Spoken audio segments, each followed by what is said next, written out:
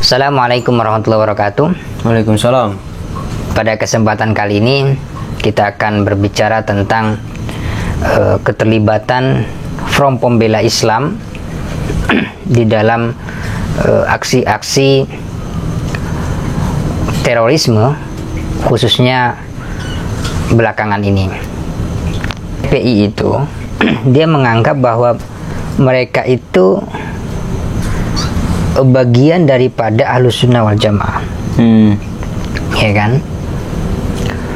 Kemudian mereka secara amalia sama kayak kita.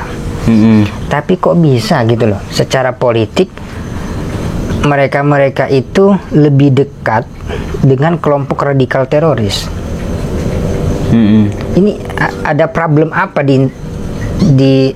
di saraf-saraf otak mereka itu?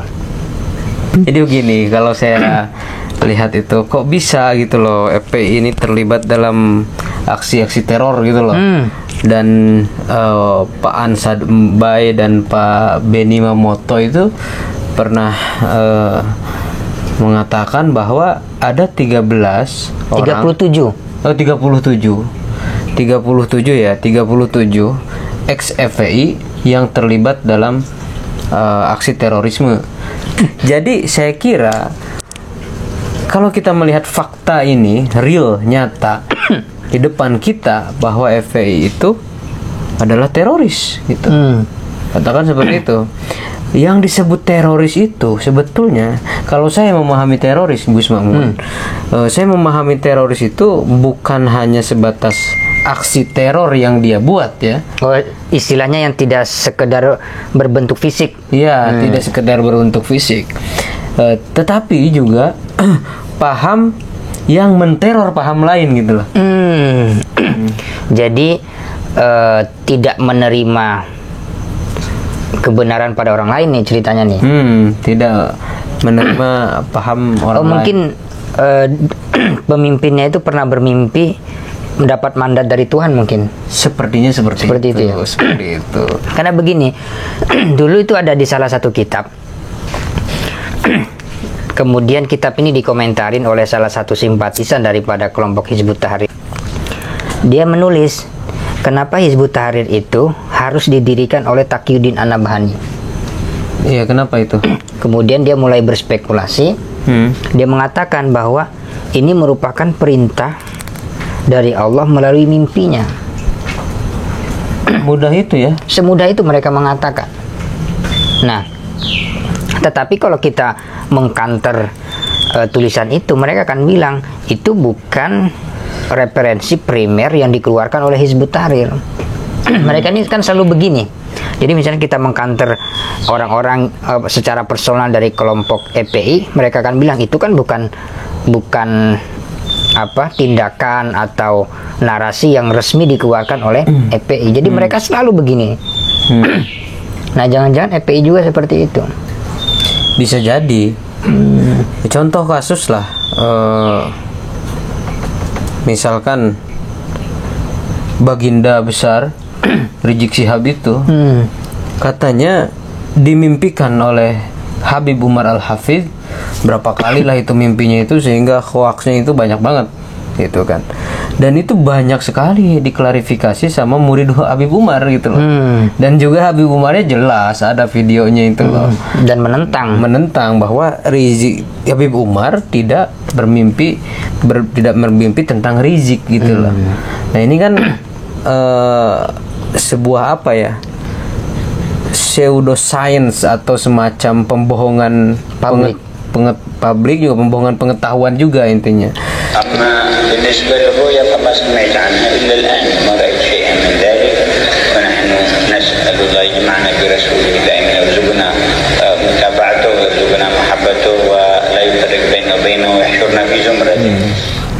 Mungkin secara agama orang akan katakan dia lebih tinggi, tetapi kan kita hidup saat ini kita tidak saja berbicara. Belum tentu juga ya. Belum tentu juga. Artinya kita hidup saat ini tidak saja memikir tentang wawasan keagamaan seseorang, tetapi kita harus berpikir tentang bagaimana dia memiliki wawasan tentang berpolitik, kemudian bermuamalah dengan non muslim, ya kan? Kita penting juga melihat sisi itunya. Karena di era 21 seperti ini, Era ini 21 apa? abad 21. Oh, abad 21. Oh iya, lupa saya. Kirain era 20. Era milenial. Era milenial. Era milenial. 4.0 lah. 4.0. Nah, sekarang udah mau 5.0. Jadi begini, tapi anehnya ya, generasi muda kita itu yang mendadak mendadak hijrah begitu ya. Ya, ini menarik. Itu mereka hanya melihat sisi wawasan keagamaan seseorang. Akhirnya mereka terjebak pada wawasan berpolitiknya.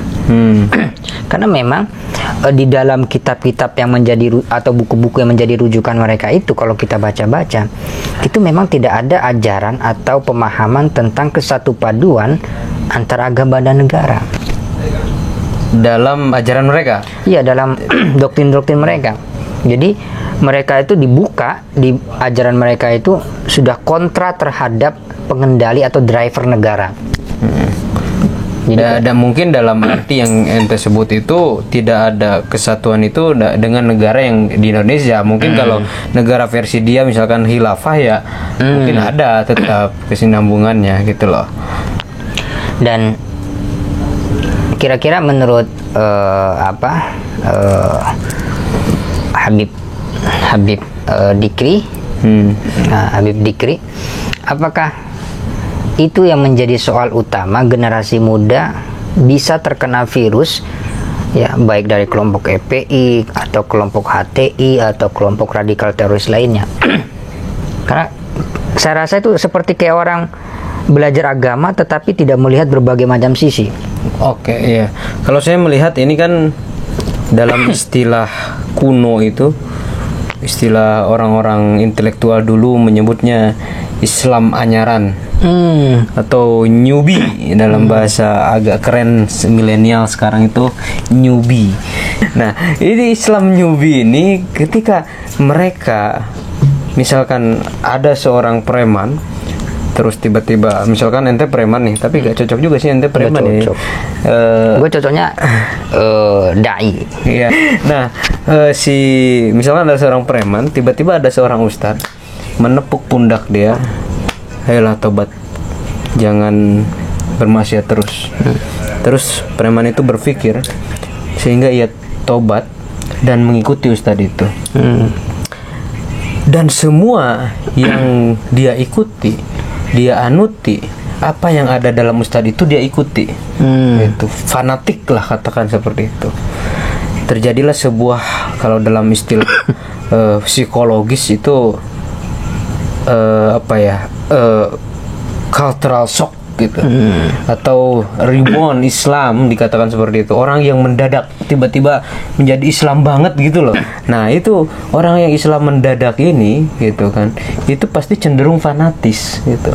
Misalkan ini terjadi pada kaum teroris yang belakangan ini aksi di Makassar dengan di Mabes Polri, itu rata-rata relatif muda umurnya. Betul. 25 tahun. Statusnya masih jomblo lagi. Iya, sebenarnya di usia labil dan tidak mempunyai pekerjaan, bahkan mungkin di DO dari kampus gitu kan. Nah, itu bisa merubah psikologi orang untuk melakukan tindakan yang di luar nalar gitu. Berarti awalnya dia ini ada semacam kekagetan secara psikologis, ya kan, kemudian pikirannya gamang, tiba-tiba dia kesambet setan gitu. Iya. Kesambet setan, akhirnya dia disuruh pergi ke Suriah, malah akhirnya jadi bom Sarina. Iya, jadi Ya kan? suruhnya pergi ke Suriah. Ke Suriah karena otaknya tidak stabil. Karena begini, saya percaya begini. Instabilisasi rohani itu akan mempengaruhi instabilisasi akal pikiran. Betul. Jadi ketika orang itu kaget, memiliki ada semacam kekagetan secara psikologis, itu akan mempengaruhi sisi akalnya. Bisa jadi ketika dia disuruh jihad di Suriah, karena otaknya sedang tidak stabil, akal pikiran stabil, Suriah dibaca Sarina. Dan itu sebetulnya yang Suriah dibaca Sarina itu, gue melihat sebuah dalam istilah psikologi lagi itu mental disorder. Orang yang mengalami gangguan jiwa gitu. Nah, problem jiwa ini, kata Michel Foucault, seorang filsuf Prancis, dia bilang bahwa gila atau mental disorder itu, gila itu bukan karena medis, bukan karena penyakit medis, tetapi karena penyakit sosial historis gitu. Jadi penyakit apa ya? Bukan awal daripada gangguan jiwa itu bukan karena dia sakit atau apa, tapi karena lingkungan yang mengubah dia menjadi gila gitu. Nah, kayak teroris itu sebetulnya yang mengubah dia gila itu adalah lingkungan dia sendiri. Lingkungan itu jangan diartikan hanya sebatas kita berteman ya, tetapi nonton YouTube itu termasuk lingkungan atau kebiasaan behavioral ya. Sesuatu yang sifatnya terus menerus ditonton, dilihat, ya kan, diraba. Nah, makanya ahli psikologis itu bilang bahwa kecanduan terhadap teknologi dengan kecanduan terhadap zat adiktif nafza itu, jadi kecanduan itu, adiksi itu ada dua, ada kecanduan nafza atau narkoba, ada kecanduan behavioral. Nah, kecanduan behavioral ini adalah salah satu contohnya adalah orang yang kecanduan beragama itu. Maksudnya kecanduan beragama dalam tanda kutip orang yang mengkonsumsi ajaran-ajaran agama teroris itu. Makanya di sini saya bisa sepakat bahwa orang itu kalau mabuk agama itu bahaya loh. Lah iya, betul, karena dia sudah adiksi, ada zat adiktifnya di situ. Sesuatu yang mempengaruhi dari segi lahiriah dan batinnya dia. Yang kemudian merusak dari segi yang bersifat reaktif, tindakan, begitu ya. Iya, betul. Itu sangat betul, Kang Mamun. Kayak kemarin tuh yang Zaki Ain itu yang ditembak di Mabes Polri itu. Itu bagi saya semacam bagi saya bukan sekedar dia salah di dalam memahami ajaran agama, tapi ada memang semacam gangguan secara psikologis. Gangguan secara psikologis. Karena begini, dia ini kan masih muda.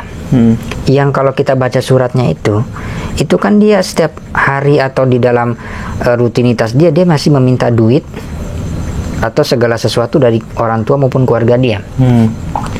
Tiba-tiba kalau dia nyuruh orang tuanya, itu kan hanya anak yang tidak berbakti, yang begitu itu. Iya kan? Dan mereka dengan sengaja membawa surat itu, ketika dia ditangkap surat itu akan diekspos ke publik. Iya kan? Itu kan semacam gangguan itu. Iya, gangguan ini betul. Jadi bukan sekedar dia salah di dalam memahami ajaran agama, ya pasti salah itu. Tapi mendengar kabar bahwa dia adalah seorang mahasiswa yang diambang DO katanya. Jadi sudah di DO. Intinya sudah bukan diambang lagi, sudah di DO gitu. Di salah satu universitas swasta sepertinya, tidak disebutkan, mungkin karena takut ketahuan oleh publik bahwa. Nah, ini permasalahan kita juga bahwa kok ada gitu seorang mahasiswa ya di universitas swasta gitu kan, ada orang yang tercuci otaknya oleh gerakan teroris. Artinya di sini kan problem pendidikan kita gitu kan, bahwa di lingkungan universitas yang ke psikologis tadi, lingkungan yang merubah kita, nah bahwa masih belum selesai gitu soal ini gitu loh. Menarik. Mungkin hanya itu ya. Sekian, terima kasih teman-teman, semoga ini ada manfaatnya. Saya bersama Rikal. Terima kasih. Wassalamualaikum warahmatullahi wabarakatuh.